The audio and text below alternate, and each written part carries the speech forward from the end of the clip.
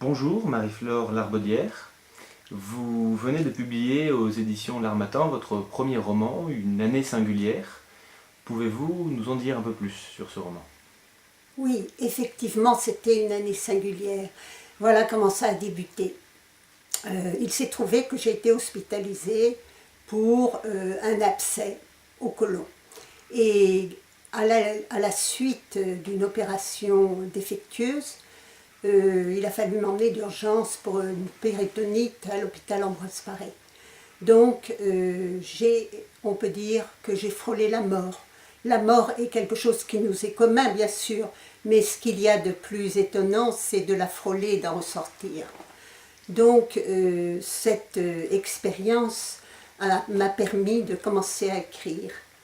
C'est-à-dire, j'ai passé une année de convalescence après 4 opérations successives et j'ai eu envie de comprendre ce qui m'était arrivé.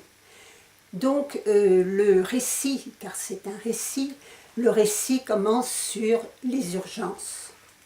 Et effectivement, j'essaye là de décrire le milieu hospitalier, les gémissements, les cris, la souffrance qui m'entoure.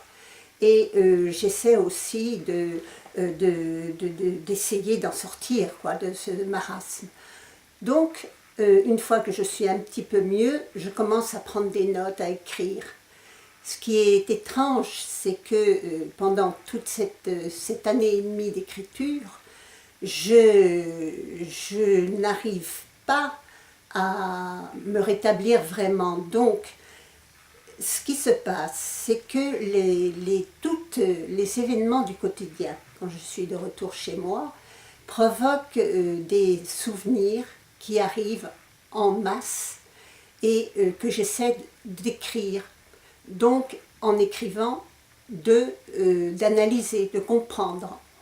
Et à ce moment-là, je m'aperçois que la pensée est vraiment très désordonnée pour un ouvrage, j'allais dire, qui se veut littéraire et linéaire.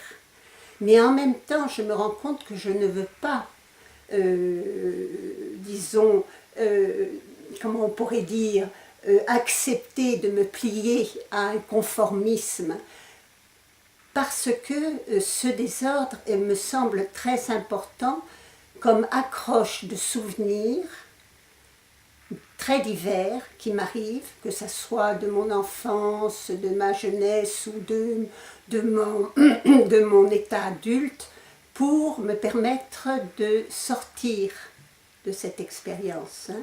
C'est-à-dire pour me permettre de retrouver la vie, en fait. Donc, les urgences, qui est le premier chapitre, est quelque chose de très douloureux. Mais en revanche, les autres chapitres qui succèdent sont des chapitres où effectivement des tas de souvenirs abondent et, j'allais dire, égayent ce récit. Et en fait, en fin de compte, au bout d'un an et demi d'écriture, je me retrouve, disons, dans les Landes, au bord de la mer, avec une joie très grande de préparer une exposition de sculpture à Bayonne, et tout à coup, l'image d'un cortège de baladins, acrobates, funambules, clowns m'apparaît, que j'ai envie de nommer, car ils m'entraînent à leur suite dans une farandole, et disons, sans avoir aucun souci de ce qui va m'arriver. Donc c'est là où je reprends vie, où je reprends goût, où je reprends le goût qui m'a été donné par l'écriture, mais qui aussi m'a permis de reprendre la sculpture que j'avais abandonnée vu les charges professionnelles que j'avais auparavant. Comment avez-vous vécu toute cette période? Ah, ça c'est important, je crois. Je ne vous l'ai pas dit. Je crois que, en fait, ce qui s'est passé pour moi, c'est un déroulement de phases tout à fait étonnante. C'est-à-dire, tout d'abord, il y a eu un certain repliement sur moi-même qui s'est fait. Je refusais absolument de rencontrer même mes proches. Je voulais me cacher, je ne voulais pas montrer cette déchéance qui m'habitait, autant physique que morale, puisque je ne marchais plus, je ne parlais plus. Enfin, j'étais dans un état vraiment grave. Ensuite, il y a une période un peu plus, j'allais dire, lumineuse, c'est peut-être un grand terme, mais moins obscure, qui était la nostalgie d'avoir perdu mes moyens physiques, la nostalgie d'avoir perdu mes amis, la nostalgie aussi d'avoir perdu une profession que j'adorais, que j'aimais, j'étais psychanalyste. Et aussi, toute cette période de nostalgie m'a amenée à une grande révolte, où je me suis mise en colère et où je pense que le livre le montre, où je ne comprenais pas, je criais à l'injustice, enfin bon.